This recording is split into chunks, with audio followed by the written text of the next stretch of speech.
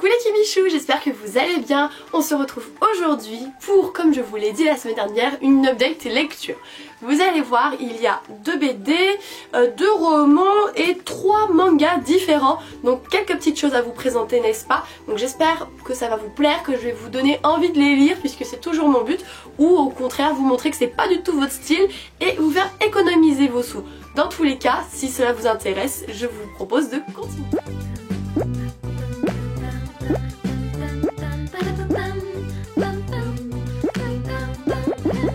Tout de suite avec le tome 5 de l'Atelier des Sorciers, publié chez Pika Édition et écrit par Kamome Shirahama. J'ai toujours un doute sur son nom bien que je la connaisse par cœur.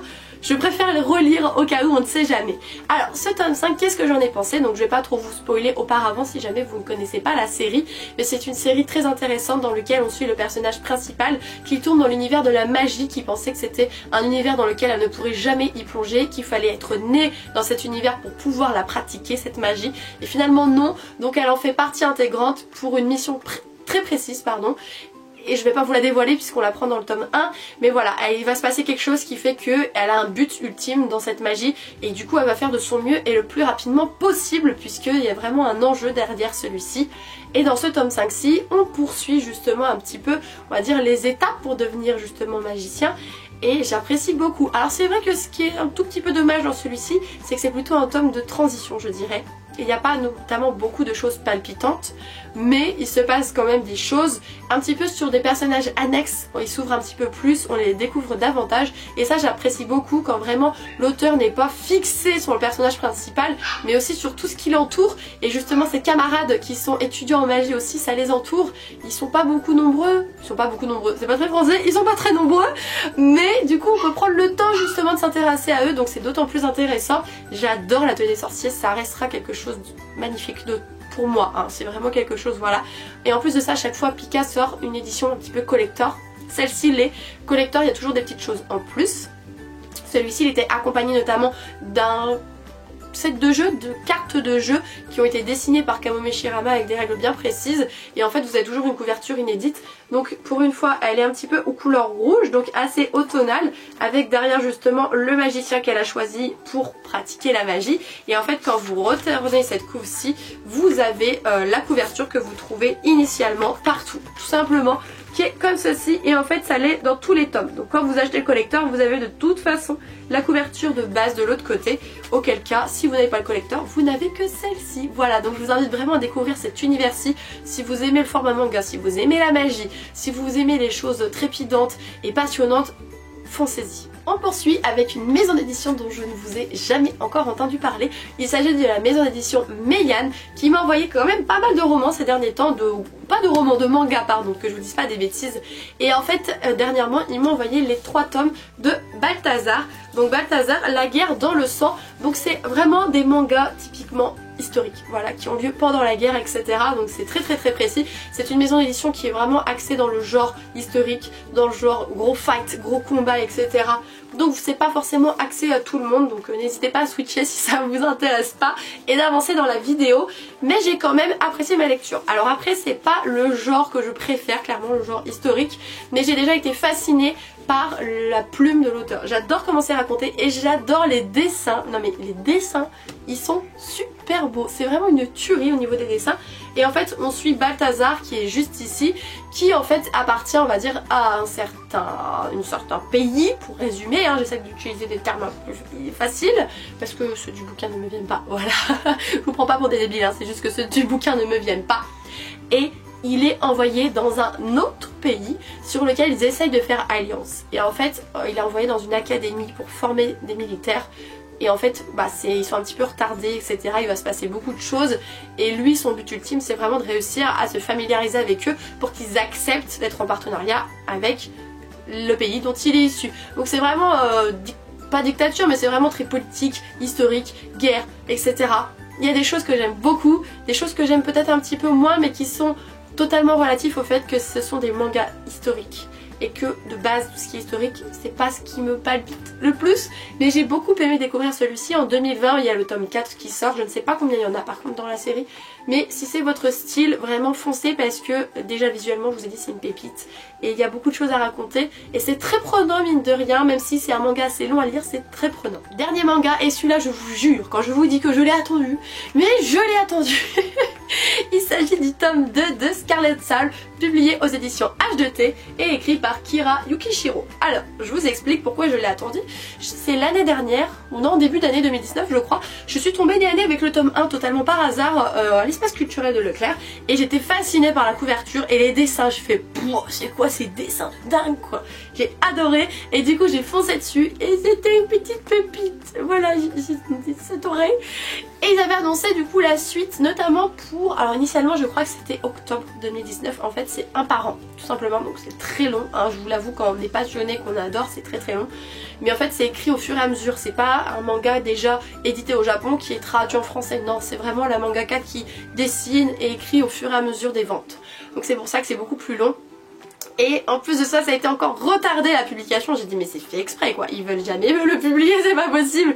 Et les éditions H2T, je suis en partenariat avec eux, donc ils me l'ont très gentiment envoyé et je l'ai dévoré le jour même. Je vous jure, hein, je l'ai pas lâché, je l'ai dévoré. C'est une histoire magnifique, vous avez de la romance, vous avez un petit peu, comment dire, c'est pas de la magie, bien que il y a des choses qui sont axées un petit peu magiques quand même, mais c'est pas magie comme on l'entend, c'est pas la magie d'Harry Potter, c'est pas la magie de l'atelier des sorciers, c'est vraiment différent de ça.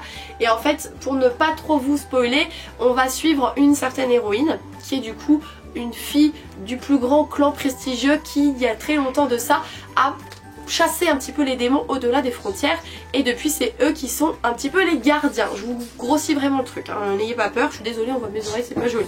Mais un jour sa grande sœur, qui est du coup un petit peu la chef de ce clan-ci, va pressentir quelque chose et du coup va partir dans les contrées. Et en fait sa petite sœur va se retrouver toute seule avec ce monsieur-ci. Donc ce monsieur, elle le connaît depuis qu'elle est enfant en fait, mais c'est un enfant qui vient du clan des démons, d'au-delà des frontières, et du coup les gens se méfient beaucoup de lui, bien que jusqu'à présent c'est un petit agneau pour le coup, hein, c'est vraiment l'agneau. Donc en fait elle va partir à la recherche de sa sœur avec lui et elle va découvrir beaucoup sur sa sœur, beaucoup sur lui et beaucoup sur elle-même. C'est vraiment la quête par excellence, une quête où on découvre tellement de choses que on en est toujours plus, c'est toujours... Je sais pas comment vous dire ça, ça arrive à point nommé et c'est juste trop intéressant en fait. On a l'impression de saisir les informations en même temps que les personnages et du coup j'adore. Donc je ne peux que vous conseiller ce manga au même titre que l'atelier des sorciers, ce sont vraiment des coups de cœur de 2019. Donc si vous voulez les découvrir, foncez, il n'y a pas encore beaucoup de tomes pour l'atelier des sorciers, vous en avez 5 à l'heure actuelle, 2 pour celui-ci. C'est le moment d'y aller les Kimichou, je vous jure, c'est des pépites. On va faire une petite pause dans tout ce qui est un petit peu graphique, on va passer au roman. Donc comme je vous disais, ils sont au nombre de 2 et si vous avez vu ma vidéo de mercredi dernier, sans surprise vous savez desquels est-ce que je vais vous parler. Je vous propose de commencer tout de suite avec La Cité Lagune, publié aux éditions Flammarion Jeunesse et écrit par Anne Kaliki. Alors, les deux sœurs que vous voyez juste ici sont des jumelles qui ont été retrouvées à bord d'un bateau après une certaine pandémie, une maladie qui a tué quasiment la moitié de la population de la ville et elles se retrouvaient dans le bateau comme ça.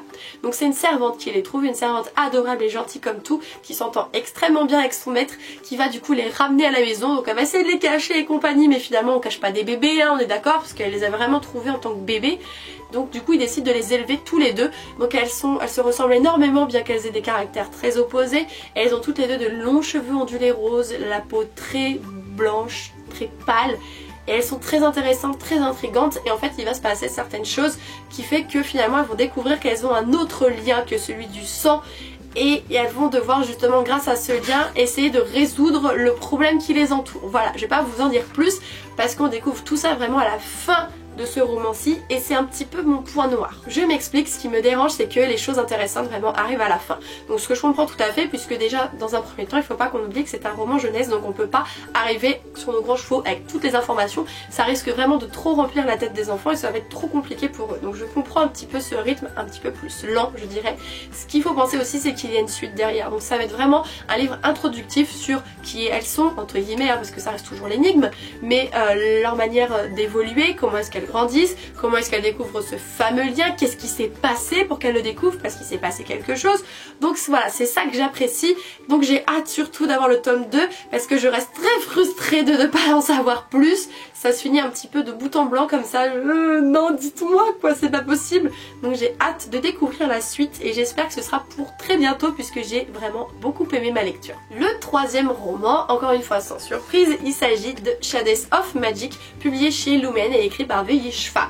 Alors je vous parle, j'ai pas encore entamé le tome 2, bien que j'ai lu un petit peu le synopsis du tome 2, parce que j'avais envie de m'avancer. Et c'est un livre, mais oh là là là là, l'univers qu'elle a créé, mais c'est un truc de malade.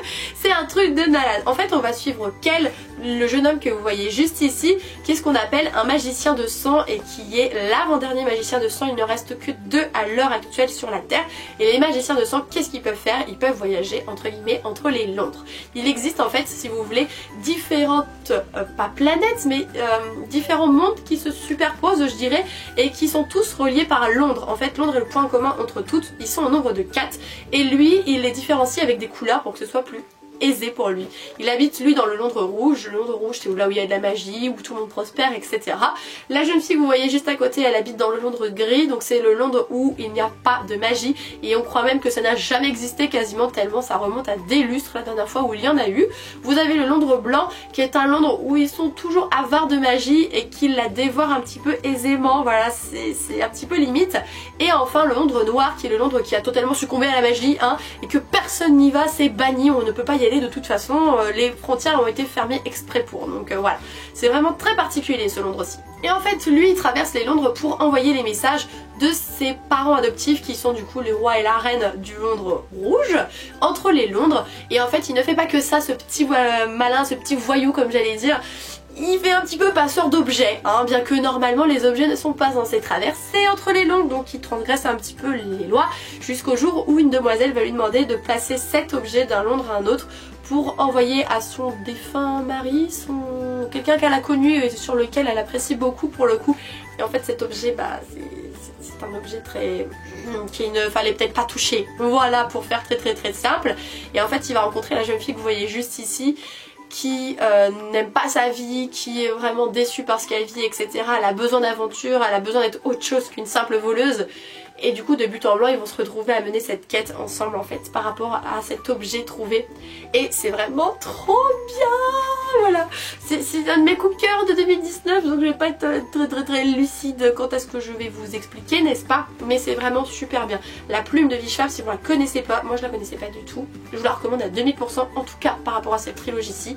Je ne connais pas ces autres romans, je les ai pas encore lus, mais sur cette trilogie c'est ouf, les univers sont magnifiquement installés, les personnages sont très décrits, très attachants, et on nous montre aussi qu'il n'y a pas qu'un côté, on va dire, sage en eux, on nous montre aussi les côtés sombres et lugubres, et du coup c'est d'autant plus humanisant je trouve, donc c'est génial. J'ai qu'une hâte, c'est plonger justement dans la suite, parce que j'adore ça, mais j'ai toujours peur quand je me plonge dans les suites d'être déçue, c'est un petit peu le doute, mais oh là là là là, les Kimichou, je vous en prie, si ça vous tente ce genre d'univers, allez-y, courez, sautez, volez, tout ce que vous voulez. Je vais terminer avec 2 bandes dessinées avant de vous quitter. Tout d'abord, j'ai lu Les Carnets de Cerises, le tome 1. Il s'agit du Zoo pétrifié, publié aux collections Métamorphose. Donc ça, c'est chez Albin Michel, je crois, si je dis pas de bêtises. Édition Soleil.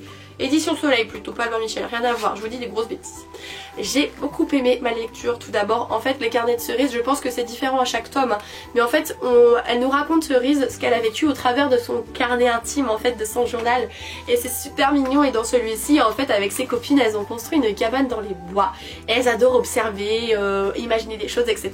Jusqu'au jour où il y a un monsieur qui traverse très souvent devant la cabane et qui est toujours recouvert de peinture de toutes les couleurs. Et du coup elle va vouloir élucider ce mystère, et justement ça va être ça l'idée de ce tome-ci. Donc je répète, le Zoo pétrifié, j'ai adoré ma lecture, graphiquement, visuellement c'est magnifique, ça se lit d'une traite de bout en blanc, j'ai adoré. J'ai le tome 2 là déjà à la maison, je veux le lire aussi, c'est magnifique, je ne peux que vous recommander ce genre d'univers tout douillet, tout confortable, où on se sent vraiment bien. J'ai réglé un petit peu la lumière en fin de vidéo. Bon, ça dépend du soleil, j'essaie de mettre un petit peu plus de lumière, donc j'espère que ça va aller pour vous. Je continue et termine du coup avec cette BD-ci. Il s'agit de Mayana et le calendrier de l'Avent, publié aux éditions Jungle, donc c'est Miss Jungle exactement, et écrit de Pauline Berdal et Carbone, si j'ai bien compris. Donc l'un doit être illustrateur et l'autre auteur. On va suivre du coup les aventures de Mayana, qui va recevoir un étrange calendrier de l'Avent sous forme de petites papillotes, et dans lesquelles elle va découvrir chaque jour de ce mois de décembre un petit peu des phrases qui sont finalement comme par hasard là, point nommé. C'est très étrange, hein. Ça concerne vraiment ce qui va se passer dans sa journée en systématique, un petit peu comme des prédictions, vous voyez. Et en fait, du coup, ce calendrier est lié à un certain événement, à une certaine personne, etc. qu'elle découvrira du coup en fin de livre. Et c'est très intéressant, très bouleversant, très touchant. J'ai adoré, vraiment. Je pense qu'il va y avoir une suite parce qu'en fait il y a écrit sur la tranche ici, en fait petit 1. Donc si jamais vous n'envisagez pas de faire une suite, il n'y aurait pas écrit petit 1, n'est-ce pas? Je pense que c'est un petit peu la logique qu'on doit avoir là-dessus. Et j'ai adoré, je ne peux que vous le conseiller. Alors il était vraiment idéal à lire en ce mois de décembre. Mais en janvier, je vous assure qu'il passe totalement. Les éditions vraiment ont fait le travail éditorial super beau. Vous avez plein de reflets rouges sur la couverture, vous voyez. Tac, je vais pas trop vous éblouir. Et les dessins sont magnifiques, du coup la lecture est d'autant plus plaisante. Je ne peux que vous les recommander. De toute façon, quand je lis des BD, c'est parce que j'adore les illustrations. Et après, je crois que je lis même pas le synopsis pour les BD, pour vous dire l'importance pour moi justement des images. Et bien voilà les petits michous, j'ai terminé cette vidéo-ci. N'hésitez pas à me dire si vous avez lu certaines de mes lectures, si certaines vous intriguent, j'aimerais beaucoup en discuter avec vous. Ou si jamais vous avez de nouvelles BD à me conseiller, ce serait avec grand plaisir. Parce que même si j'arrive un petit peu à en trouver quelques-unes, c'est pas forcément évident. Je sais, je suis vraiment un style un petit peu aquarelle, très joli, très doux, avec des traits fins, etc. Voilà, je suis vraiment très chiante là-dessus, je peux le dire. Je vous retrouve du coup très bientôt, comme toujours, pour une nouvelle vidéo. Si celle-ci vous a plu, pourquoi pas me mettre un petit pouce en l'air, ce serait très gentil. Et je me rendrai davantage compte si vous aimez ce genre de vidéo, les Kimichou. Je vous fais tout plein de gros bisous, prenez soin de vous. À très bientôt.